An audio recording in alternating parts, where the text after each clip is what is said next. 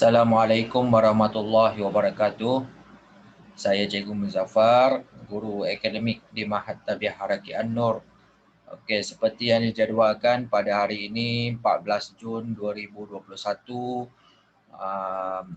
pukul 11 pagi hingga 12 tengah hari untuk subjek matematik tingkatan 2 KSSM. Hari ini kita akan sambung sesi pengajian untuk bab yang seterusnya, iaitu bab yang ke-10. Okey, baik. Masing-masing para pelajar terus buka buku teks. Okey. Pastikan anda bersedia dengan buku teks masing-masing dan juga buku modul aktiviti mesra digital. Okey, matematik tingkatan 2 KSSM. Baik. Buka buku teks muka surat 188, bab yang ke-10 yang diberi nama kecerunan garis lurus. Okey, baik. Dalam tajuk ni ada 10.1 subtopik iaitu kecerunan. Bagaimana kita nak tentukan kecerunan. Okey, baik. Muka surat 189, maslahat bab. Okey. Kena tahu dulu pasal apa kita belajar bab kecerunan garis lurus ni. Okey, baik.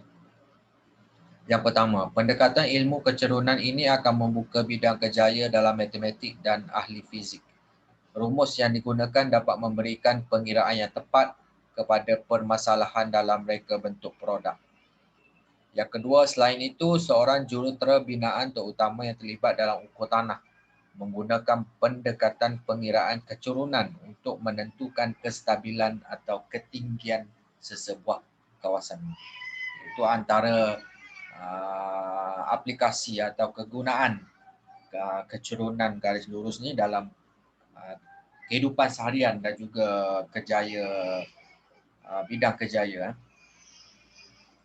Okey, baik. Terusnya muka surat 190. Kita masuk subtopik 10.1. Okey, pertama sekali kita nak standard pembelajaran dia tu 10.1.1 kecuraman dan arah kecondongan. Okey, baik. Perhatikan gambar di bawah. Kawasan manakah yang dikatakan curam? A, B, C, D, E, F. Okey. Mengapa? Okey, Raja menunjukkan kawasan berbukit yang dilalui oleh Farid dan Afif semasa berbasikal. Ketika mereka mendaki di laluan C, mereka berasa sangat sukar untuk meneruskan kayuhan. Apabila mereka menuruni bukit di laluan E, keadaan basikal sangat laju. Mengapakah situasi ini berlaku? Okey, baik.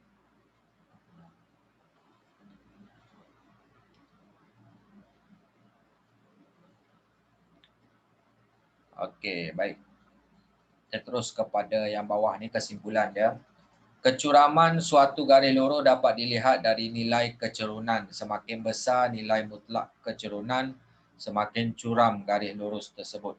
Tanda positif atau tanda negatif pada nilai kecerunan menunjukkan arah kecondongan garis lurus.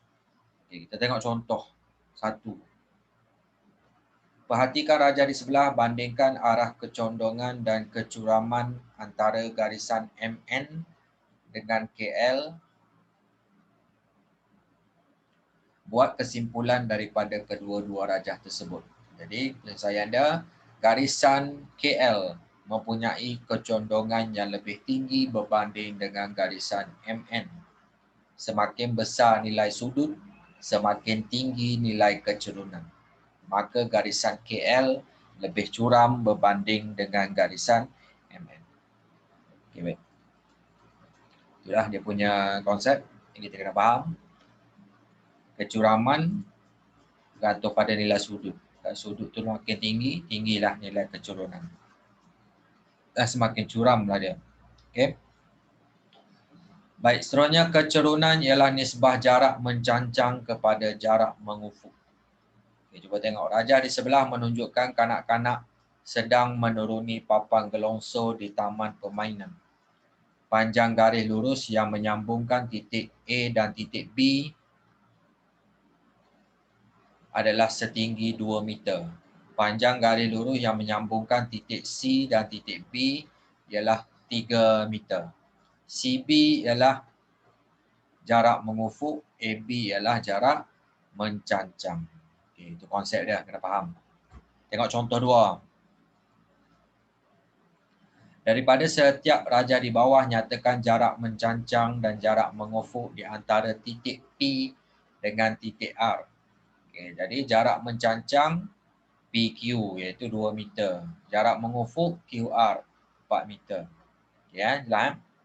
B daripada graf ni. Jarak mencancang RS berapa unit? 4 petak jadi 4 unit. Jarak mengufuk PS 5 petak jadi 5 unit. Okey, seterusnya. Surat 192. Jadi secara ringkasnya, okey, perubahan Y itu adalah jarak mencancang, maksudnya paksi Y. Perubahan X, jarak mengufuk paksi X. Jadi nak tahu kecerunan, rumus kecerunan adalah kecerunan simbol M sama dengan jarak mencancang bahagi jarak mengufuk.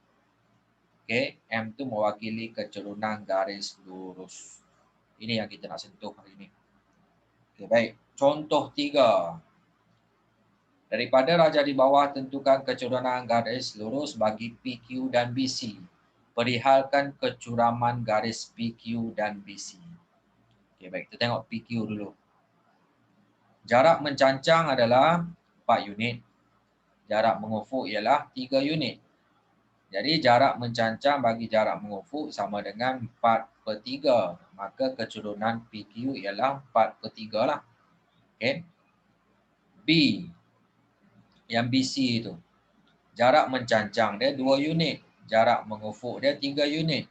Jadi jarak mencancang bahagi jarak mengufuk sama dengan 2/3. Maka kecerunan BC ialah 2/3. Okey. Macam itulah.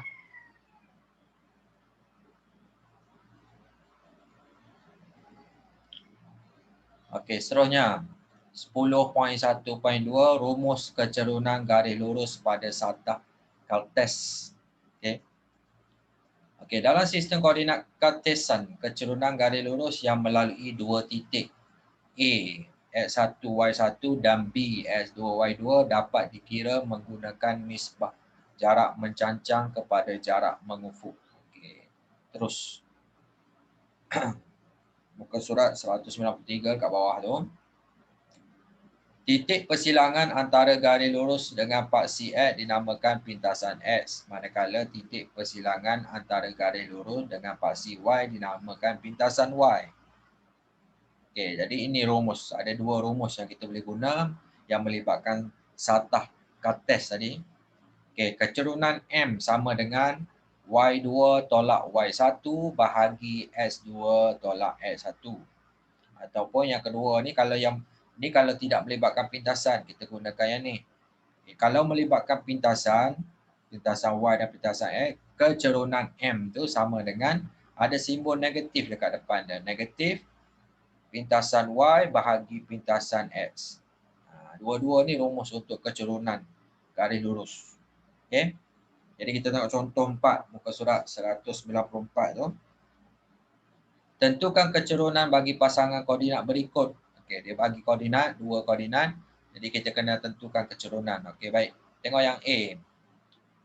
Okey, yang A ni kita jadikan X1 Y1, manakala B ni X2 Y2. Jadi kecerunan sama dengan kita guna rumus Y2 tolak Y1 bahagi X2 tolak X1. Jadi kita masukkan nilai lah. Okey, S2 tu S2 tu Y2 Y2 7 tolak Y1 tu 1, okey.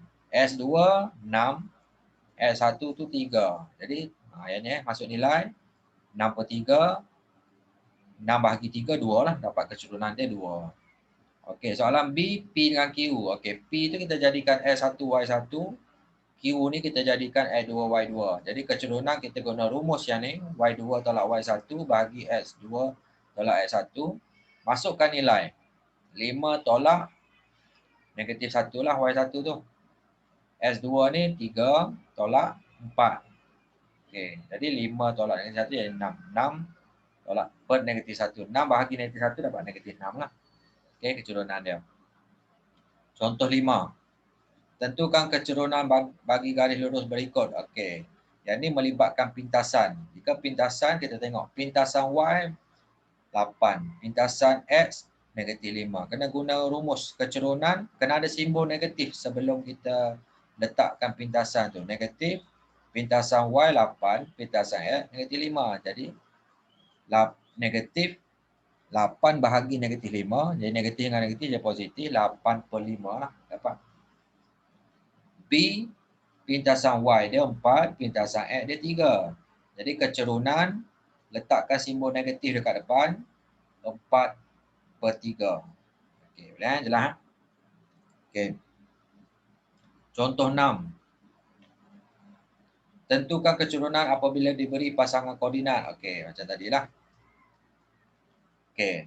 Sekarang ni bila melibatkan ada koordinat yang kosong-kosong ni sebenarnya dia melibatkan pintasan X dan pintasan Y. Jadi kat sini kita tengok yang koordinat Y dia kosong maksudnya yang ada nombor tu selain pada maksudnya yang koordinat dia contoh yang L ni 4. Maksudnya 4 tu adalah pintasan X. Manakala M ni dia ada koordinat X dia kosong. Jadi koordinat Y dia 8. Jadi 8 ni adalah pintasan Y. Okay. Jadi pintasan Y dia 8, pintasan X dia 4. Keturunan simbol negatif dekat depan jangan lupa. Jadi 8 bahagi 4. 2. Jadi negatif 2. G dengan K. Okey, baik. Jadi G tu negatif 3 tu pintasan X. Manakala K ni yang ada koordinat 9 ni adalah pintasan Y. Jadi keturunan dia negatif dekat depan. Lepas tu 9 bahagi negatif 3. Okay. Negatif-negatif positif. 9 bagi 3, 3 lah dapat. Okay. Muka surat 195, contoh 7. Hitung keturunan garis lurus AB dan PQ berdasarkan rajah di sebelah. Okay. Guna rumus yang bila melibatkan graf macam ni, kita guna rumus keturunan yang ada pintasan tu. Okay. Negatif pintasan Y bahagi pintasan X. Okay. Keturunan AB.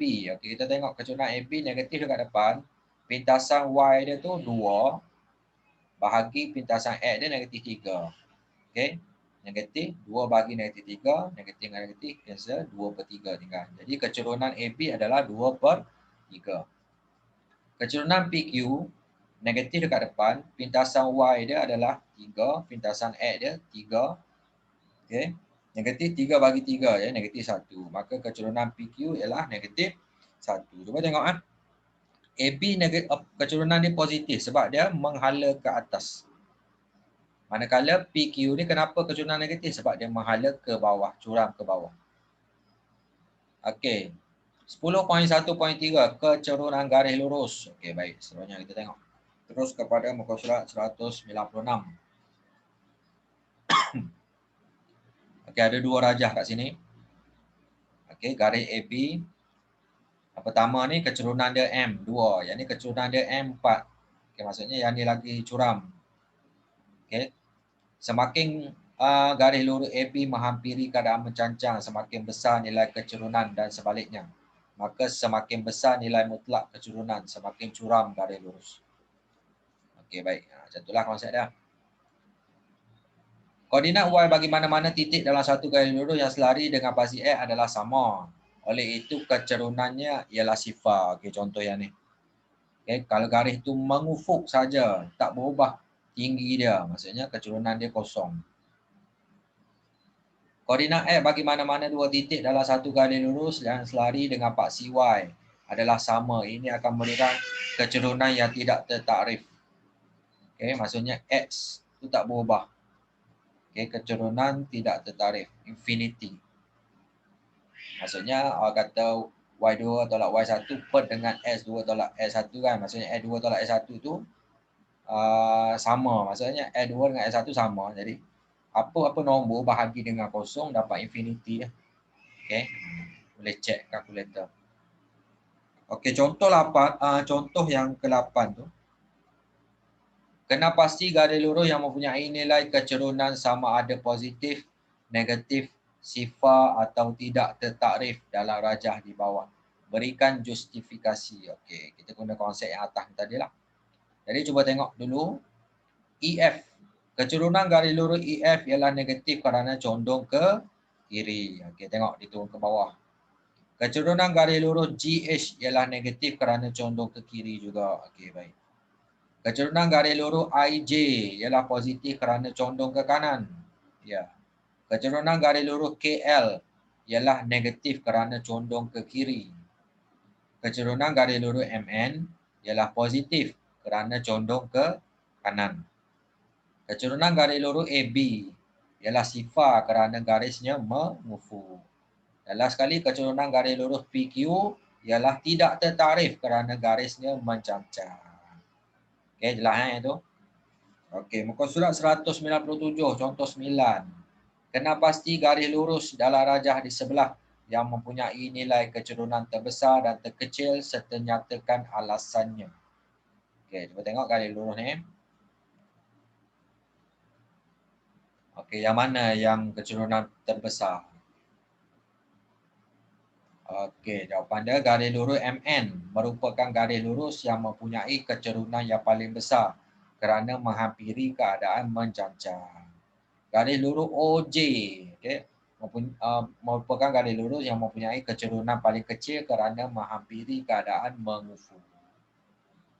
Okey, 10.1.4 menentukan kecerunan suatu garis lurus. Okay, kita terus pergi kepada muka surat 198, contoh 10. Setiap hari Jamali akan mengambil air di sungai yang berdekatan dengan rumahnya dan ke hutan untuk mencari cendawan busuk. Hitung kecerunan yang dilalui olehnya dari rumah ke hutan, tepi sungai ke rumahnya. Okey, baik. Kalau ni yang melibatkan segitiga lah. Okey, mencancang, mengufuk. Okey, baik. Kalau kita lukis segitiga, okey, rumah ke hutan tu. Okey. Kalau kita kira rumah hutan, okey. Rumah jarak mencancang tu, rumah ke hutan 50 tolak 20 meter. Okey, manakala jarak mengufuk dia tu, rumah ke rumah hutan lah, jarak mengufuk dia tu 10 meter. Okay, baik. Dia bagi 10 meter. Okay, 10 meter. 10 meter ke sini, mencancang tu 50 tolak 20. Okey, baik. Jadi dia punya kecerunan 30 bagi 10, 3. Maka kecerunan dari rumah Jamali ke hutan ialah 3. Okey, B tepi sungai ke rumahnya. Okey, tepi sungai kita tengok kat sini. Mengufuk dia tu 40 meter, mencancang 20 meter. Jadi kecerunan jarak mencancang bagi jarak mengufuk 20 bagi 40, 1/2. Maka kecerunan dari tepi sungai ke rumah Jamali tu ialah 1/2. 10.1.5 penyelesaian masalah yang melibatkan kecerunan garis lurus. Okey, baik. Contoh 11. Tentukan pintasan X dalam satu garis lurus yang melalui titik P0 negatif 4 dengan kecerunan negatif 2. B. Tentukan koordinat bagi pintasan pada pasi Y yang melalui titik Q60 dan kecerunan 13. Okey, baik. Dia bagi maklumat tu, kita kena selesaikan. Okey, dia bagi cara kat situ macam mana nak selesaikan. Pertama sekali memahami masalah. Tentukan pintasan yang A tu, soalan A tu. Tentukan pintasan X. Kita boleh lakarkan graf dia. Okay, kita dah tahu dah dia punya titik tu 0 negatif 4 tu. Kecerunan dia negatif 2. Okay, pintasan Y dekat sini. Kita nak cari pintasan X. Merancang strategi menggunakan rumus. Okay. Berdasarkan rumus kecerunan tadi tu, nak cari pintasan X, guna rumus negatif pintasan Y bahagi M. Pintasan Y kita dah tahu dah negatif 4. Okay. Ni, pintasan Y ni negatif 4. Melaksanakan strategi, masukkan nilai dan hitung. Jadi pintasan X tadi, kita masukkan nilai pintasan Y tadi, negatif 4 negatif dekat depan, lepas tu negatif 4 bahagi negatif 2 tu kecerunan dia tu. 2/1 dapat 2, negatif kat depan jangan lupa, dapat pintasan X tu negatif 2. Okay, nampak logik lah. Maksudnya koordinat tu sebelah kiri. Membuat kesimpulan, maka pintasan X ialah negatif 2 dengan koordinat negatif 2, 0. Jadi dapat koordinat kat sini lah. Okay, negatif 2, 0. Soalan B, tentukan koordinat bagi pintasan pada paksi Y yang melalui titik Q 60 dan kecerunan 13. Okey, baik. Pertama, memahami masalah, tentukan kedudukan pintasan Y. Okey, mula-mula kita lakarkan dulu graf dia tu, kedudukan koordinat Q60, kecerunan dia 13. Kita nak tentukan pintasan Y tu berapa. Merancang strategi menggunakan rumus yang sama tadi. Cumanya sekarang nak cari pintasan Y. Jadi nak dapatkan pintasan Y, negatif kat depan jangan lupa, M darab pintasan X. Pintasan X dia dah bagi dah daripada koordinat tu. Pintasan X tu 6. Jadi melaksanakan strategi, masukkan nilai dan hitung. Jadi pintasan Y, negatif dekat depan, kecerunan dia tu dah bagi dah 1/3 tadi. Darab pintasan X dia tu dah bagi dah dalam koordinat tu 6. Jadi kita darabkan dapat negatif 2. Buat kesimpulan, pintasan Y kita dah dapat negatif 2. Maka koordinat bagi pintasan Y ialah 0, negatif 2. Okey, baik. Itulah cara dia. Contoh 12. Hitung nilai V dalam rajah di sebelah. Okey. Guna rumus apa? Rumus yang ada pintasan X, pintasan Y tu. Okey, dia dah bagi dah kecerunan 4. Pintasan Y pun dah ada negatif 8. Sekarang ni nak cari pintasan X lah sebenarnya. Okey. Memahami masalah, tentukan kedudukan V. V adalah pintasan X. Merancang strategi menggunakan rumus. Okey, nak cari pintasan X, negatif kat depan, pintasan Y bagi M. Melaksanakan strategi. Jadi pintasan X sama dengan negatif kat depan. Pintasan Y kita dah ada, negatif 8. Bahagi dia punya kecerunan tu 4. Jadi negatif dengan negatif jadi positif, 8 bagi 4, 2. Buat kesimpulan, maka B ialah 2. Last sekali. Okay, contoh 13. Diberi, dia ada 4 titik lah. Koordinat A, negatif 92, B, negatif 72, C, negatif 43, D, negatif 6, negatif 1 ialah bucu sebuah sisi 4. Tentukan jenis sisi 4 tersebut. Okay, baik. Penyelesaian dia, memahami masalah, menentukan jenis sisi 4. Merancang strategi, menentukan kecerunan garis lurus AD, BC, AB dan DC dengan menggunakan rumus M sama dengan Y2 tolak Y1 bagi X2 tolak X1. Melukis segi 4. Sambung lagi, muka surat 200. Okay, mula-mula kita kena lakarkan dekat graf. Okay, lukis graf tu. Kita tandakan setiap koordinat tu. Mula-mula kita tanda dulu. Baru kita nampak kedudukan dia A, B, C, D tu kat mana. Okay. Lepas tu kita cari kecerunan setiap tu. Okay.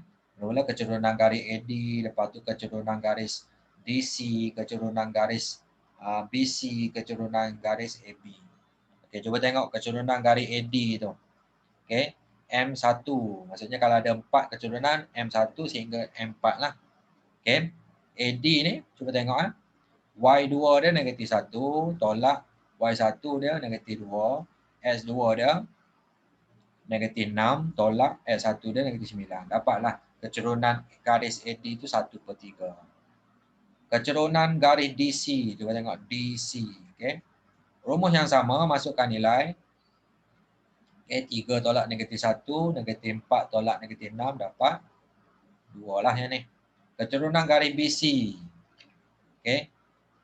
M2 sama dengan Y2 ni 3 tolak 2 bahagi negatif 4 tolak negatif 7 dapat 1/3.